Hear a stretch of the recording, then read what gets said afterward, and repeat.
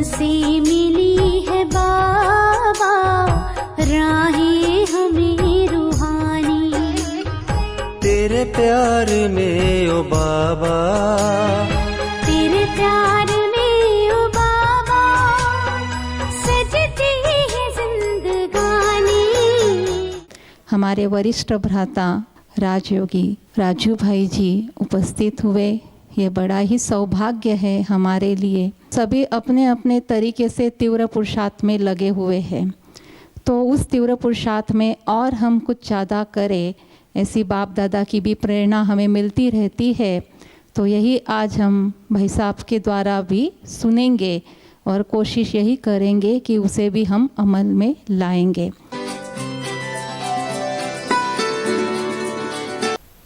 ओम शांति।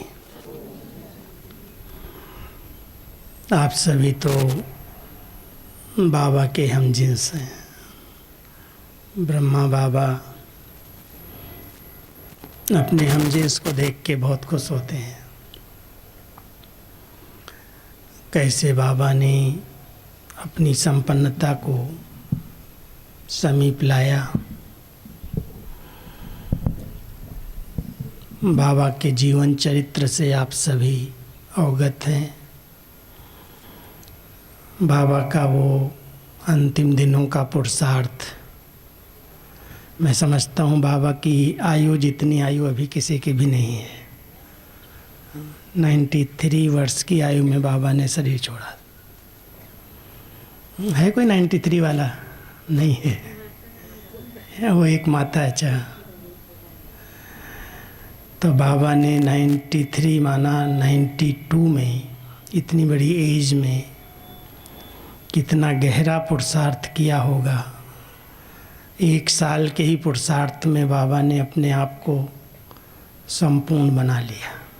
सुना होगा बाबा की 3-4 दिन पहले एक मुरली आई थी नाइट क्लास की, 15 जून 68 की,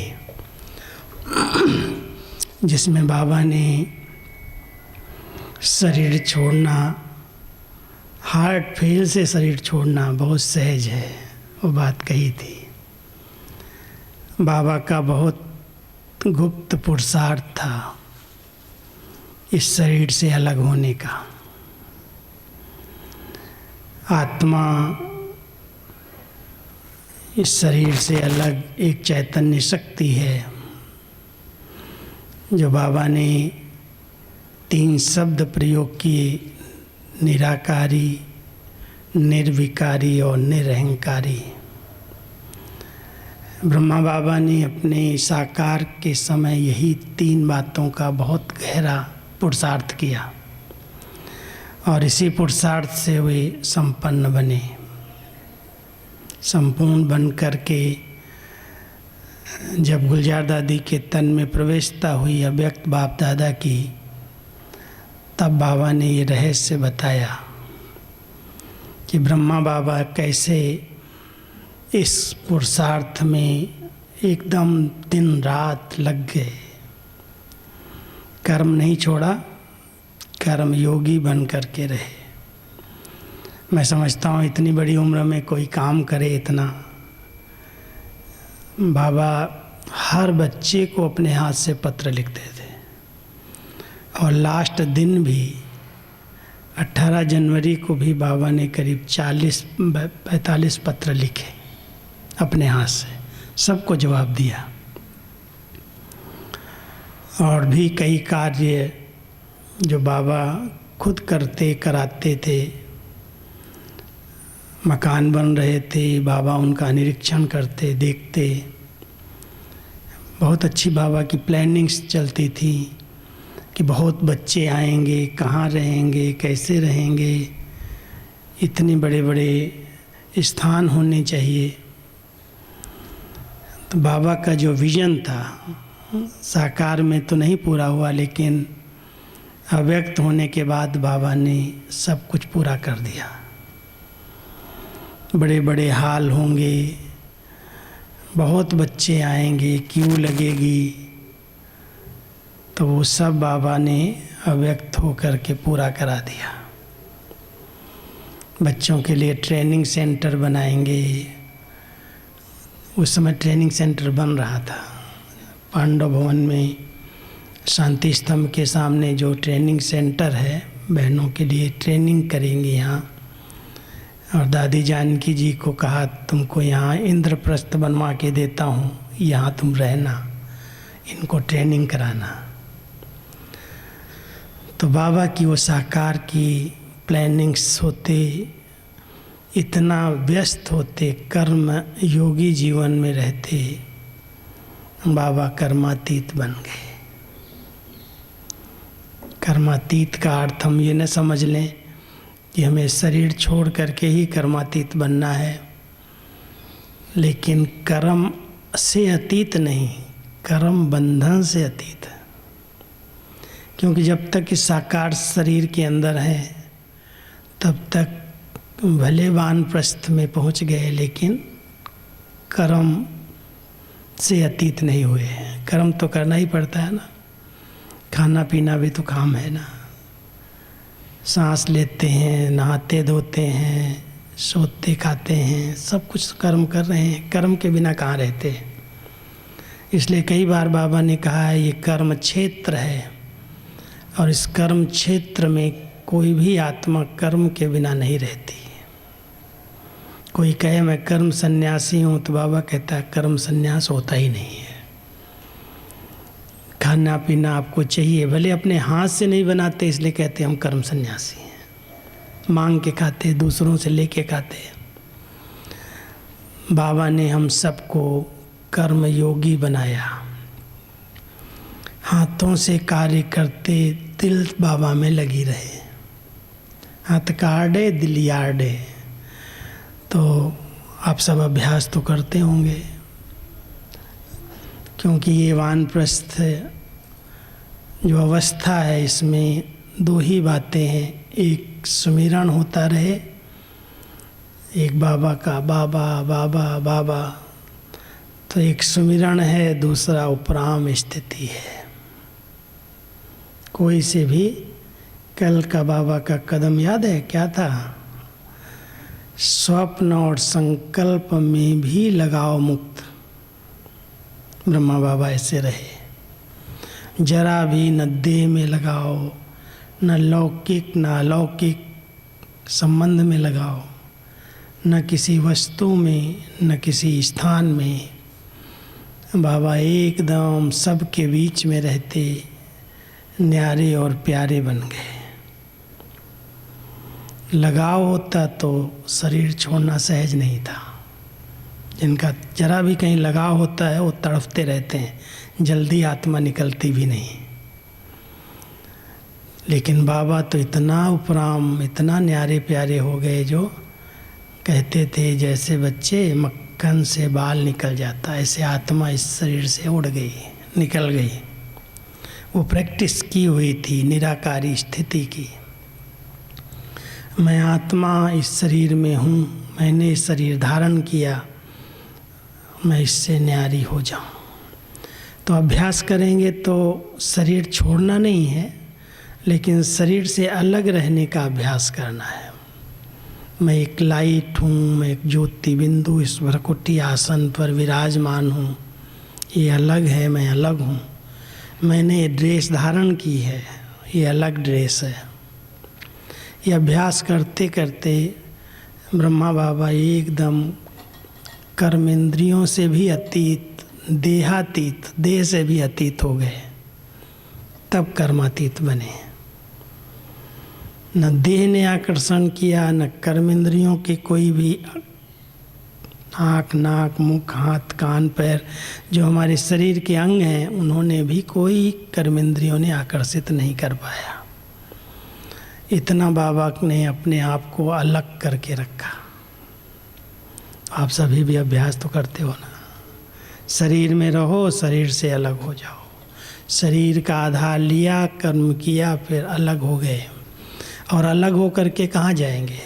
हैं इसी शरीर में, लेकिन अनुभव करते हैं आत्मा एकदम पवित्र, शुद्ध, चमकते हुए लाइट के शरीर में है। जितना आप अपने आत्मिक स्थिति में रहेंगे ना, इस ज्योति बिंदु को यहाँ अनुभव करेंगे, तो इस ज्योति बिंदु के चारों ओर एक बहुत सुंदर लाइट का आभा मंडल तैयार होता है, जो हमारे शुद्ध विचारों से बनता है। जो जितना हम अपने आत्मिक स्वरूप में रहते हैं, सब बातों से न्यारे होकर के रहते हैं, बहुत पवित्र विचार हमारे चलते हैं। तो 4 दिन पहले वरदान आया था, फरिश्ता स्वरूप माना आपकी आत्मा की पवित्रता की पावर। ये जो पवित्रता की पावर है, वो पावर एक सुंदर लाइट का शरीर बना देती है। इसी शरीर के साथ जो सूक्ष्म शरीर फरिश्ता स्वरूप का है, वो आत्मिक स्थिति में पवित्र स्वरूप में रहने से निर्माण हो जाता है। तो शरीर को लिया, कर्म किया और उस लाइट के शरीर में चले गए, क्योंकि हमारे साथ ही वो शरीर है, अलग हो गए इससे। अभ्यास करना, ये शरीर अलग, मैं एक बहुत शुद्ध पवित्र चमकीली ड्रेस में हूँ, लाइट की ड्रेस में हूँ। ये अभ्यास करते करते इस शरीर से न्यारे हो जाएंगे, उपराम हो जाएंगे। कोई भी संबंध आकर्षित नहीं करेगा। आप सभी तो सब संबंधों से किनारा करके यहाँ बैठे हैं। कोई खींचता तो नहीं है ना? कोई खींचता तो नहीं है, देखना, क्योंकि जब दूर होते हैं तो ज़्यादा खिंचाव होता है, साथ रहते हैं तो थोड़ा बोर हो जाते हैं, उनसे लगाव टूटता है। अब जब दूर आते हैं तो नाती पोते बहुएं बेटे कईयों को थोड़ा थोड़ा याद आता है। आप सब तो सफ़ेद ड्रेस डाल लिया है ना? परसों नरसों बाबा की मुरली थी, बच्चे सफ़ेद ड्रेस बहुत अच्छी है, क्योंकि मरने के बाद सफ़ेद ड्रेस डालते हैं। और आप तो जीते जी मर गए ना सब, कि हैं भी जिंदा, उस जीवन से तो मर ही गए ना। लौकिकता से मर गए, अलौकिक परिवार में अलौकिक जीवन में जी रहे हैं। तो अलौकिक जीवन में जीते हुए एकदम मस्त रहो। बाबा बाबा बाबा, बाबा के सिवाय और कोई नहीं, कोई मेहनत करने की ज़रूरत नहीं है। दिल में बाबा को बिठा लो। कई बार बाबा कहता ना, अपने साथ मुझे बिठा लो, मुझे कोई ज़्यादा जगह आपकी नहीं चाहिए, कोई कमरा नहीं चाहिए। बाबा को कमरा या खटिया नहीं चाहिए, क्या चाहिए? दिल का आसन चाहिए। ये भी नहीं, ये दिल नहीं चाहिए, ये तो शरीर का है ना। ये बाबा भ्रकुटी के तख्त पर आके बैठता है। दिल है हमारी बहुत अच्छी भावनाएं, मन के शुद्ध पवित्र भावनाओं का दिल। वो दिल एक मंदिर बन जाता है, दिल मंदिर बन जाता है।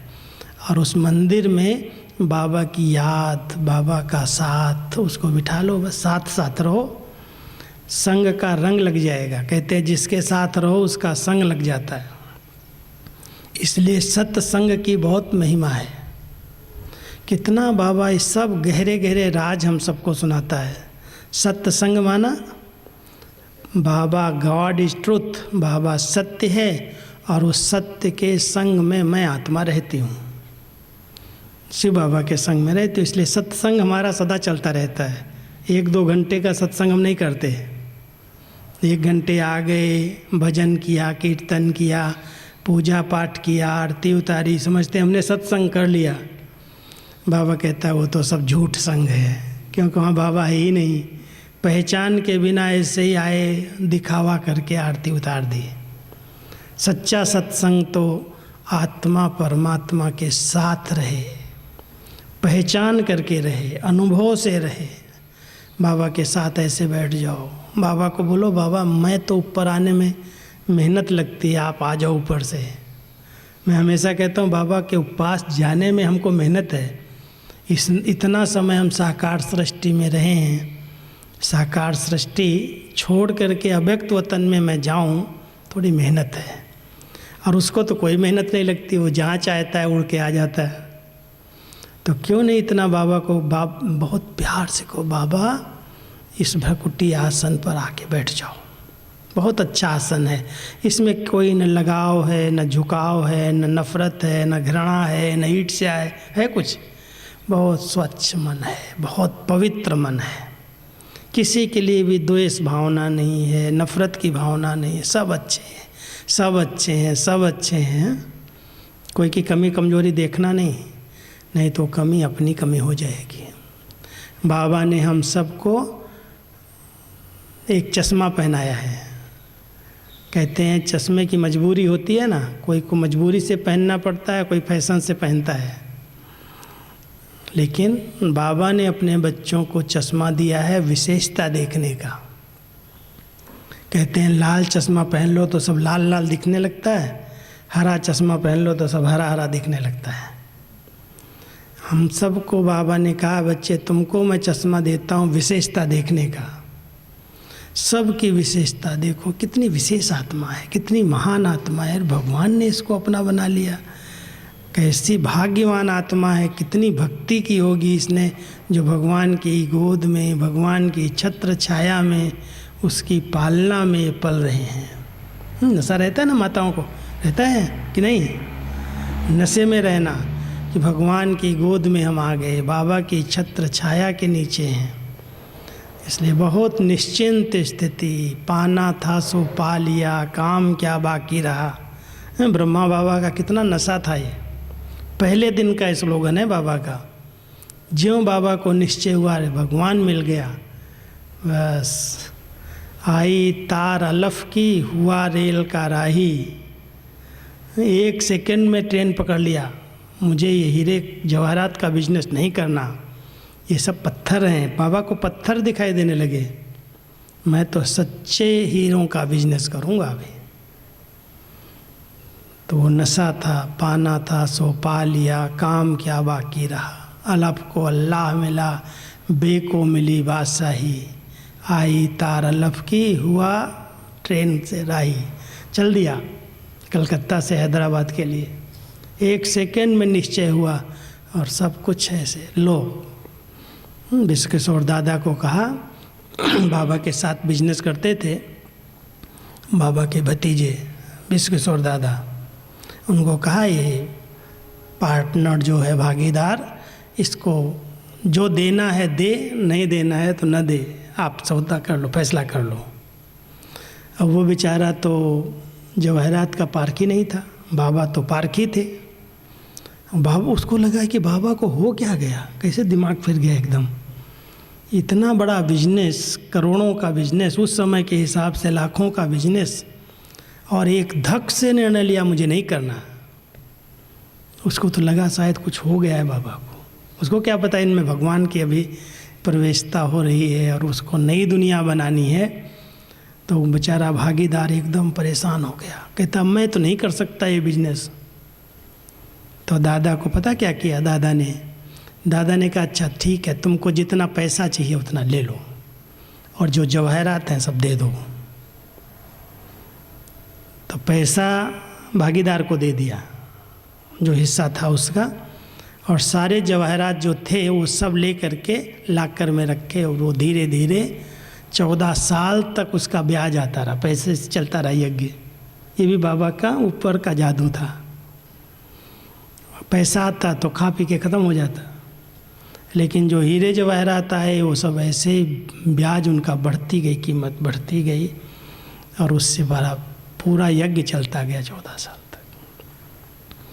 तो बाबा ने एक धक से निर्णय किया, एक धक से विल किया। जो कुछ था सब माताओं बहनों के आगे हवाले है। एक दिन भी नहीं पूछा कि कहाँ से आ रहा है, कहाँ से खर्चा हो रहा है, कितना खर्चा हो रहा है। विल करने में नंबर 1 विल पावर आ गई। तन मन धन समय जो कुछ था स्वाहा, वो मंडली माता को समर्पित लिखत में दिया। वो लिखत लेटर 18/1/1937 का बाबा का है, बाबा के हाथ से। वो मंडली माँ को मैं अपने तन मन धन को समर्पित करता हूँ। समर्पित कर दिया, और समर्पित करने के बाद एकदम न्यारा प्यारा शिव बाबा का माध्यम बन कर के इतना बड़ा यज्ञ रच दिया। और यज्ञ रचने के बाद जो पुरुषार्थ किया, ऐसे नहीं कि बिना पुरुषार्थ के वो नर नारायण बन गए। बाबा की कई बार कहता था थोड़ी ज़्यादा तो कुछ तो मेहरबानी करेगा, मैंने रथ दिया है तो शिव बाबा कुछ तो कर किराया देगा कि नहीं देगा। ब्रह्मा बाबा को भी नशा तो था कि जब मैंने अपना उसको रथ दिया है तो कुछ तो देगा, लेकिन फिर भी बाबा तो कहता है मुझे बहुत गुप्त पुरुषार्थ करना। तो बाबा ने ऐसा पुरुषार्थ किया जो कहते हैं इस हाथ से किया तो इस हाथ को भी पता नहीं चलने दिया, गुप्त। इसलिए कहा जाता है गुप्त दान महापुण्य। पुण्य वही बनता है जो गुप्त किया जाता है। अगर 10 लोगों को बता के किया मैंने इतना सहयोग दिया, मैं यज्ञ में ये किया, यज्ञ ये करता हूँ, तो जितना किया उतना खा के ख़त्म कर दिया। एक बार बाबा ने मम्मा के बारे में एक प्रश्न पूछा सभी से।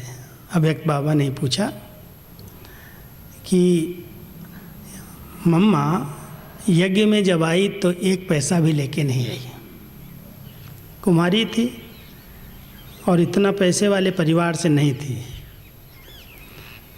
अमृतसर में पढ़ाई किया, अमृतसर पंजाब में जो है उसी से ज्ञान में आई और समर्पित हुई। लेकिन मम्मा नंबर 1 कैसे बन गई? धन लक्ष्मी बन गई, धन दान करने वाली, देने वाली भक्तों को।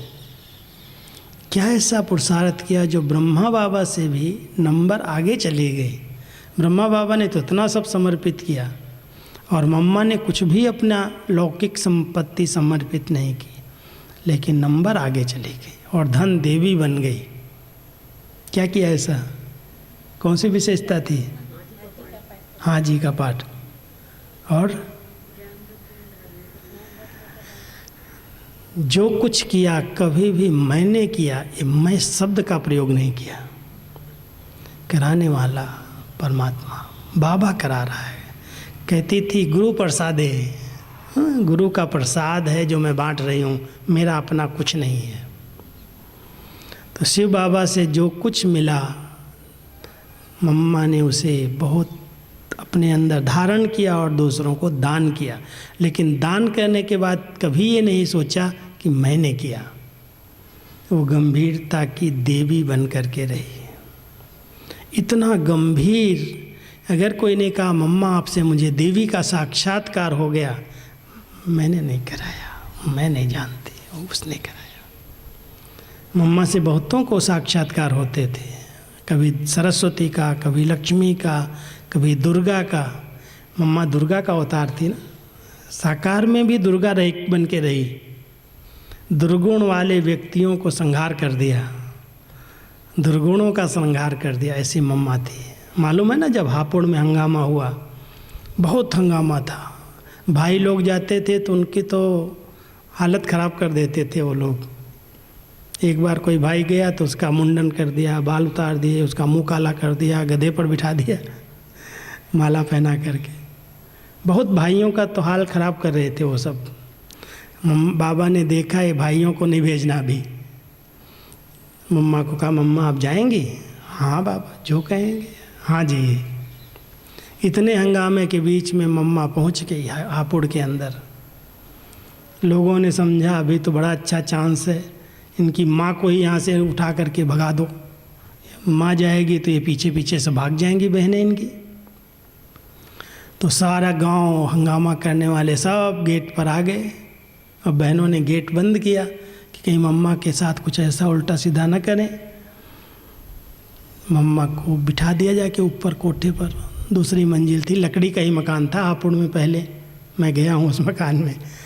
तो मम्मा ऊपर गई और योग में बैठ गई। सफ़ेद चादर बिछा दिया बहनों ने और मम्मा को बिठा दिया ऐसे, सरस्वती दुर्गा।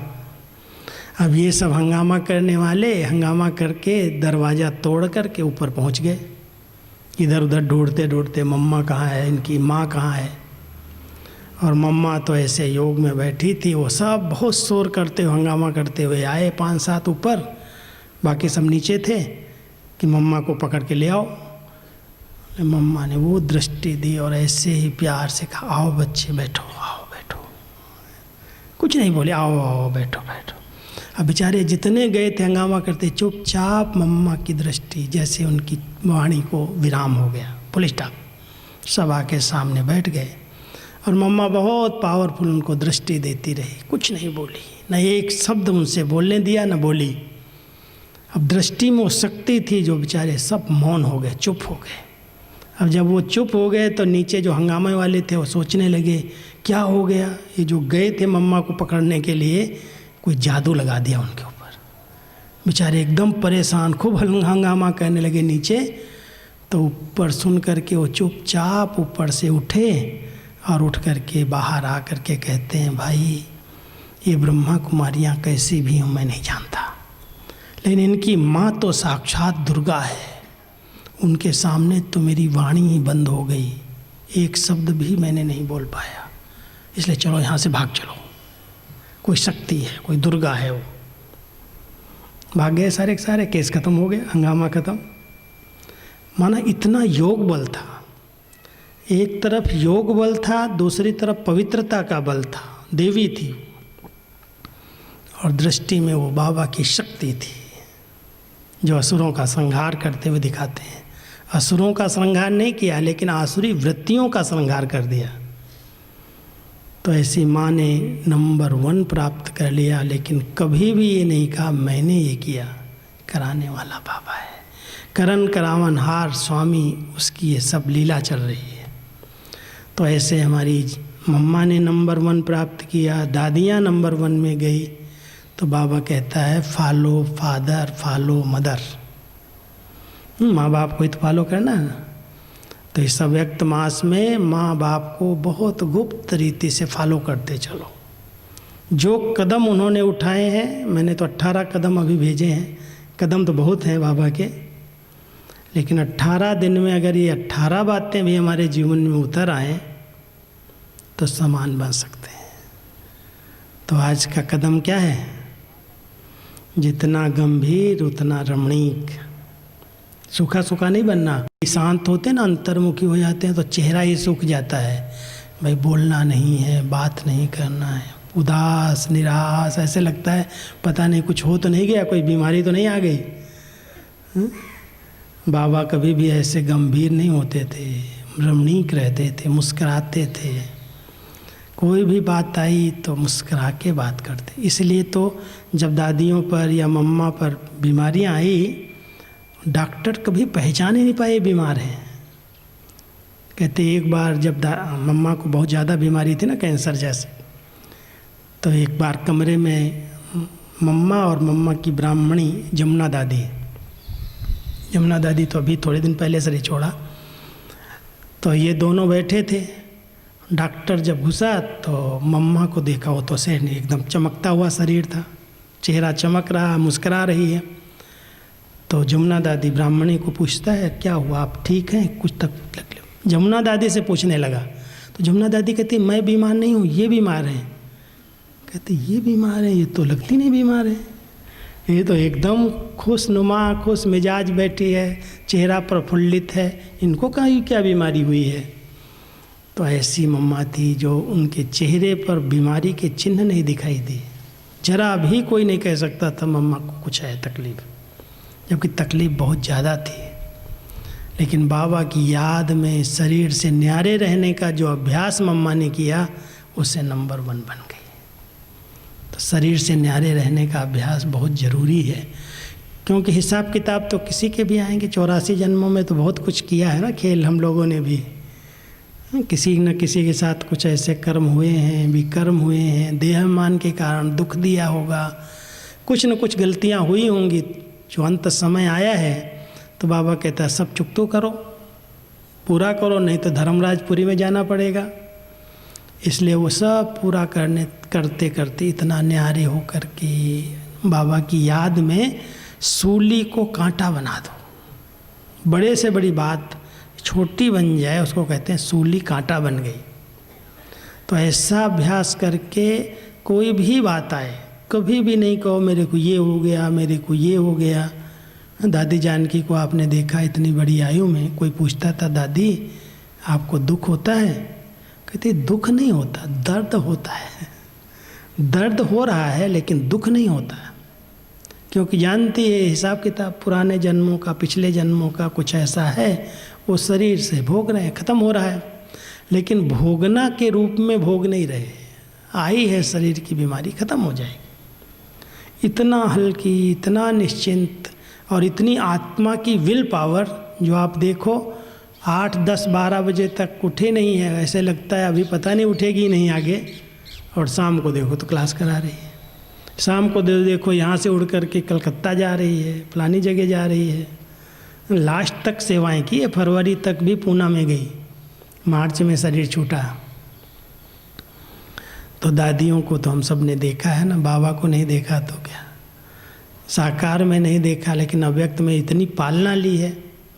तो जैसे बाबा ने अव्यक्त पालना की, जैसे हमारी दादियों ने हम सब की पालना की, हमको बाबा कहता है बच्चे और कुछ नहीं करो, लेकिन इनको फॉलो करो, कदम पर कदम रख करके चलो। तो सभी फॉलो कर रहे हैं ना। तो गंभीरता का कदम, रमणीकता का कदम। कल का था स्वप्न संकल्प में भी कहीं लगाव न हो, बाबा का कहीं भी लगाव नहीं था।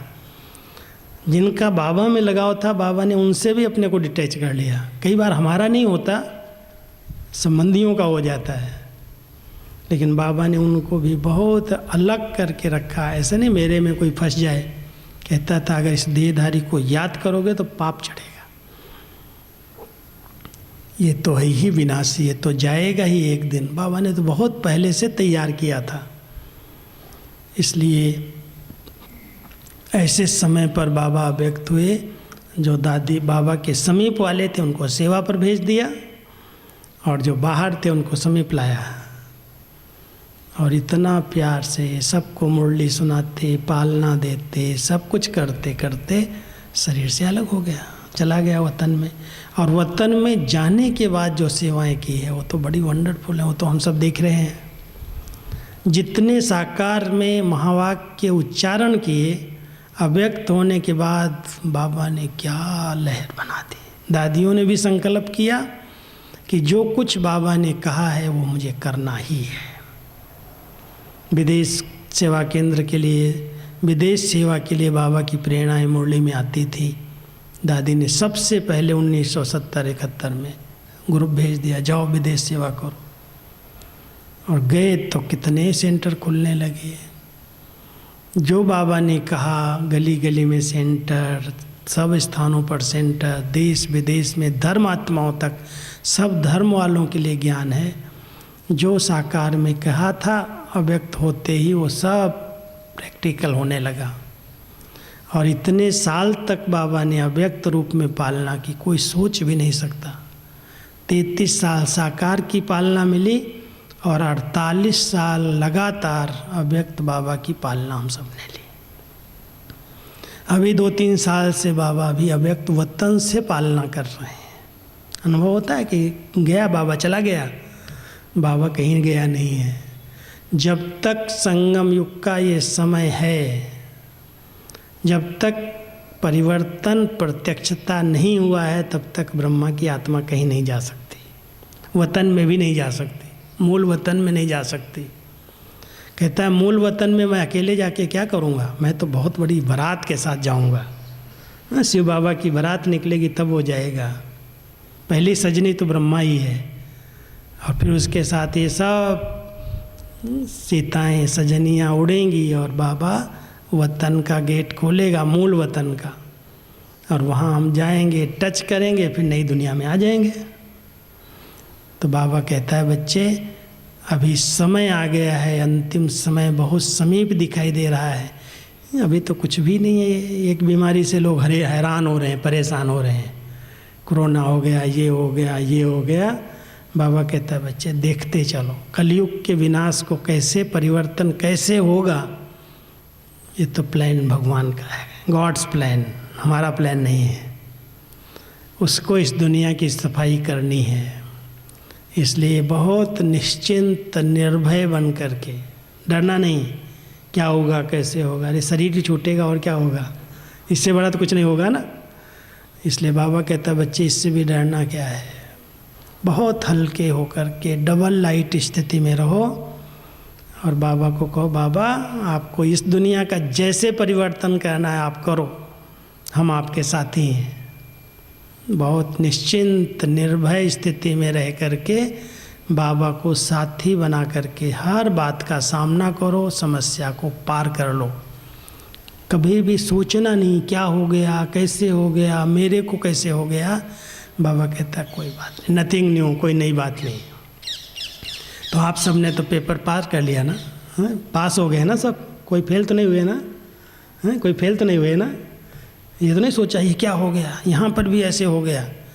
बाबा कहता कुछ नहीं हुआ, बड़ी बात नहीं करना। कोई भी बड़े से बड़ी बात आए ना, ज्ञानी तो आत्मा उसको कहते हैं जो बड़े से बड़ी बात को छोटा बना दे, और अज्ञानी तो छोटी सी बात को एक पहाड़ बना देता।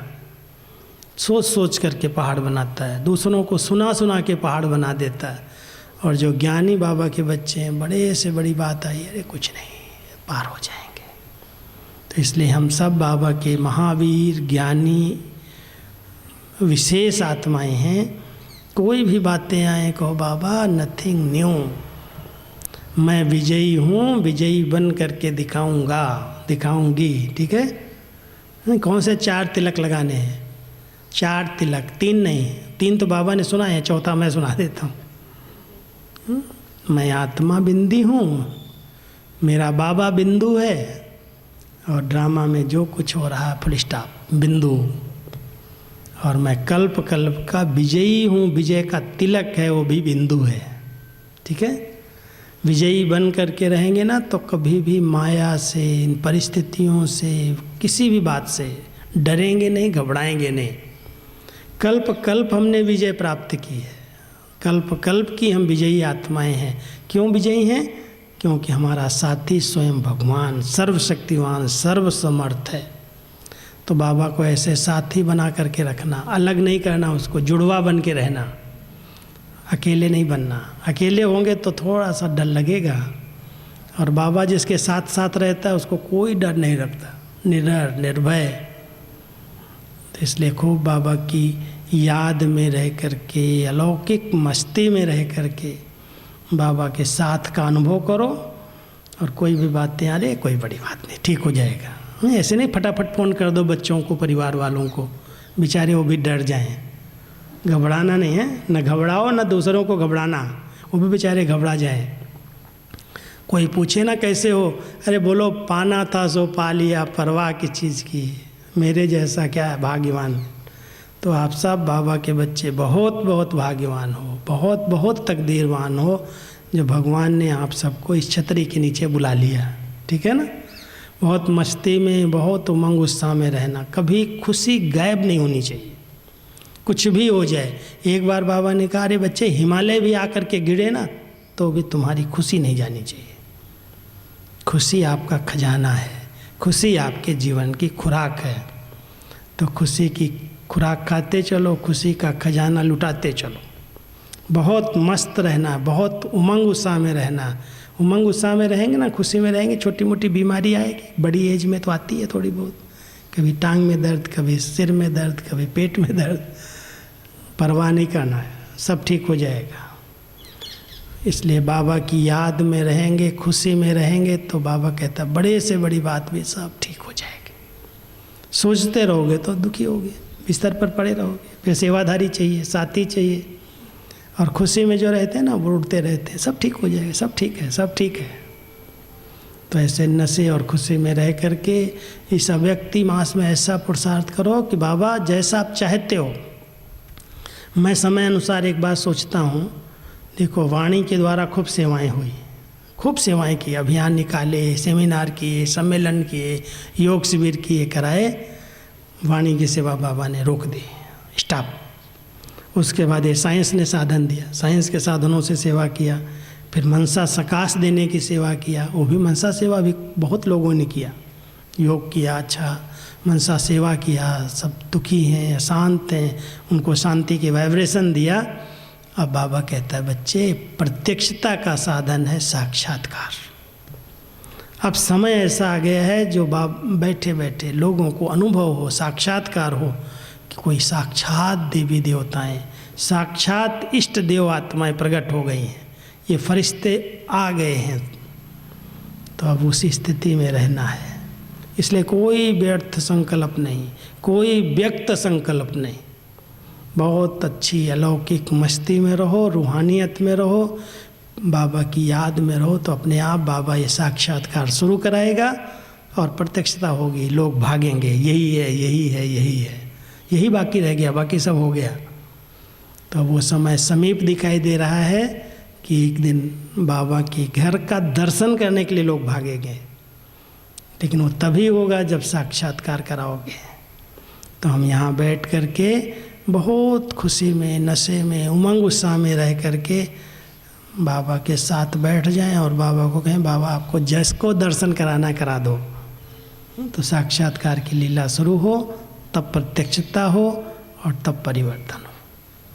तो अभी वो समय समीप है, हम सब बाबा के बच्चे उसकी तैयारी करें, कोई भी बात की परवाह नहीं। इसलिए निश्चिंत स्थिति तो है ना, निर्भय हो, निश्चिंत हो सभी, कोई गम तो नहीं है। गम होगा तो योग नहीं लगेगा, किसी भी प्रकार का दुख होगा तो योग नहीं लगेगा। इसलिए बेगमपुर के बादशाह, बेफिक्र बादशाह, बहुत नशे खुशी में रह करके बाबा बाबा बाबा, बस उसके सिवाय और कुछ है ही नहीं। तो सब एक बाबा के प्यार में खो जाओ, समा जाओ, अव्यक्त स्थिति में रहो, मन का मुख का मौन रखो, बड़े अच्छे अच्छे बाबा अनुभव कराएगा, उड़ती कला का अनुभव होने लगेगा। ठीक है, तो बड़े भाग्यवान हो, कोई चिंता तो नहीं है ना किसी को, न खाने की चिंता है, न बनाने की चिंता, अपने आप बनाने वाले बनाएंगे, न लाने की चिंता, न कमाने की चिंता। जो कमाया था सफल कर लिया, बाबा के काम में लग गया, और क्या चाहिए। नहीं, सब ठीक है ना, माताएं खुश हैं? कोई को कोई बात पूछनी हो, कहनी हो तो बोलो, कुछ कहना है किसी को? सब मस्त है ना, संतुष्ट हैं सब?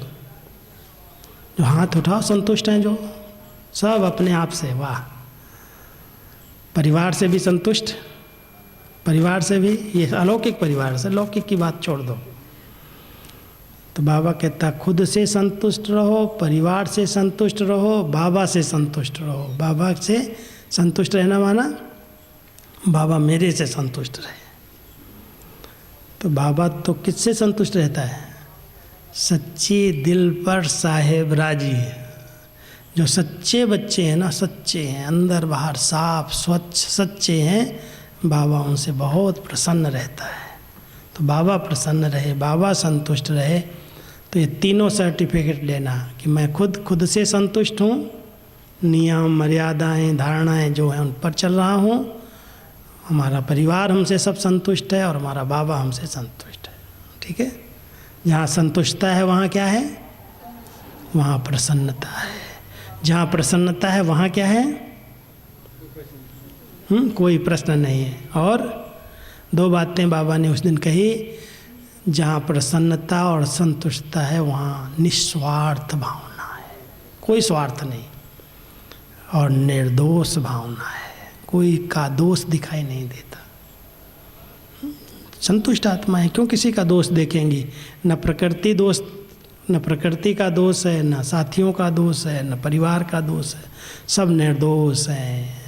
इसलिए निर्दोष हैं तो निश्चिंत हैं। ठीक है, तो बाबा की मुरलियों की खूब अच्छी स्टडी करो, जब समय मिले सुनो, पढ़ो, अच्छा अच्छा ज्ञान चिंतन करो, मनन करो और मौज मस्ती में मगन रहो। बाबा का संदेश था कि आधा दरवाज़ा बंद हो गया है और आधा दरवाज़ा खुला हुआ है, इस पर कुछ प्रकाश डालिए। इसमें मैं समझता हूँ बाबा का भाव ये होगा, मैंने संदेश सुना नहीं पूरा, इसमें भाव ये है अभी ब्राह्मणों के लिए तो दरवाज़ा खुला है, आ रहे हैं सभी, और जो अज्ञानी आत्माएं हैं उनके लिए अभी दरवाज़ा बंद है, क्योंकि अभी न कोई प्रोग्राम चल रहे हैं, न सेमिनार हो रहे हैं, न सम्मेलन हो रहे हैं, न योग शिविर हो रहे हैं, तो नयों के लिए दरवाज़ा तो बंद हो गया। और पुरानों को कहते आ जाओ, भले आ जाओ, बाबा के घर में आ जाओ। हो सकता है यही भाव हो, मैं समझता हूँ, क्योंकि अभी जो नया कोई कहता है तो कहते हैं हमारे पास अभी कोई प्रोग्राम नहीं है, पहले सेंटर पर कोर्स करो, ऑनलाइन कोर्स करो, बाबा के बच्चे बनो, फिर मधुबन में ले जाएंगे। तो उनको अभी डायरेक्ट आने का जो पहले चांस था शिविर में आते थे, सम्मेलन में, वर्गीकरण में बहुत सारे बाबा के बच्चे आते रहते नए नए। अभी आधा दरवाज़ा बंद हो गया उनके लिए, आधा दरवाज़ा ब्राह्मणों के लिए खुला हुआ है। हो सकता है यही भाव हो। बहुत बहुत धन्यवाद भाई साहब का। जो यज्ञ की हिस्ट्री जब भी सुनते हैं तो अंदर से होता है कि हम भी ऐसे बने। ब्रह्मा बाप के सामने तो कोई सैंपल भी नहीं था और हमारे सामने भाई जी ने कहा इतने सैंपल है। और दादी जी की भी यहाँ हमने बहुत सारी पालना ली है और बहुत शुक्रिया है दादी जी का भी कि बुज़ुर्गों को मिलने के लिए हर पल दादी हमेशा आती थी।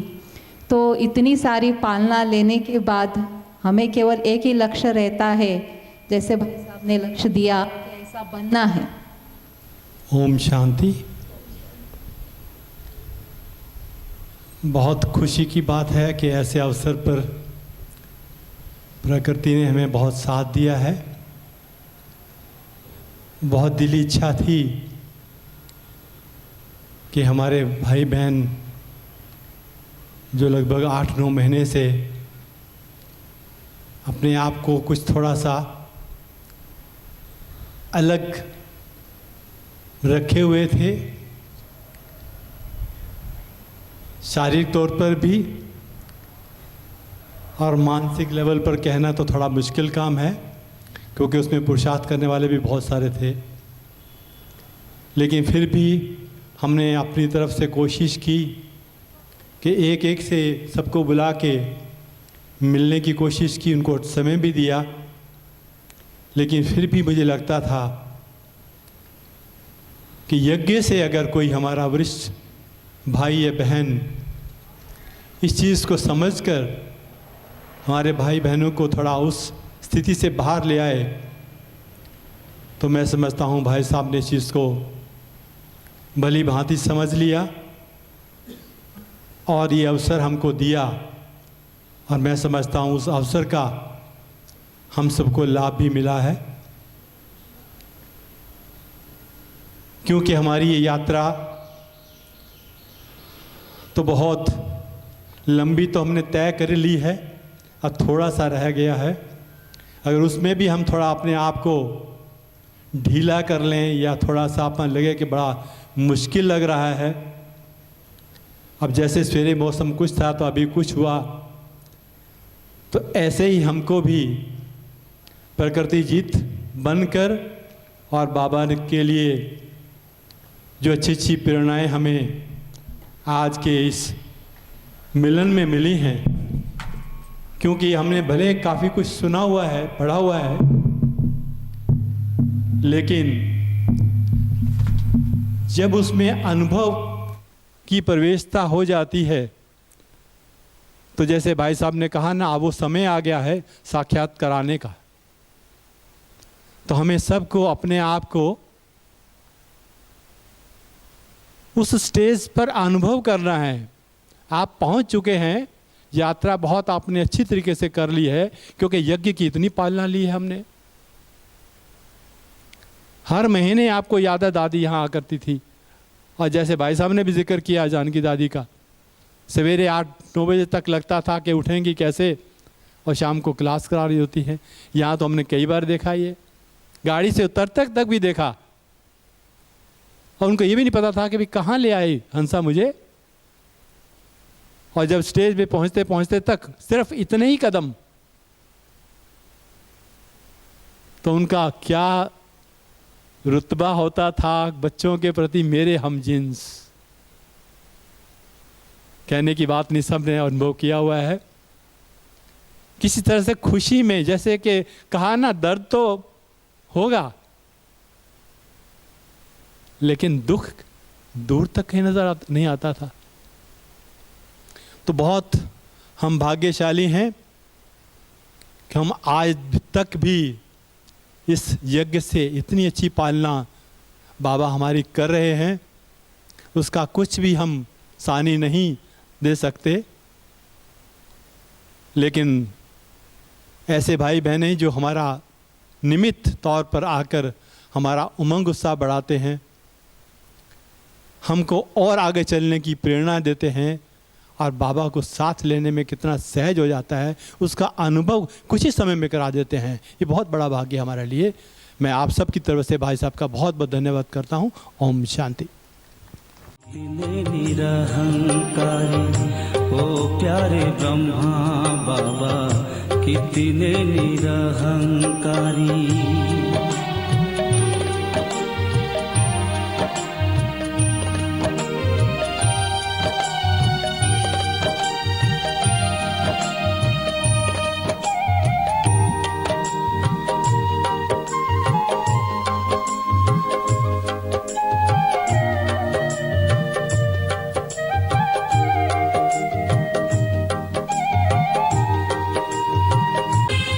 मधुवन की कुटिया में आज भी तुमको पाए, ऐसा लगता बाहें पसारे सामने हो आए।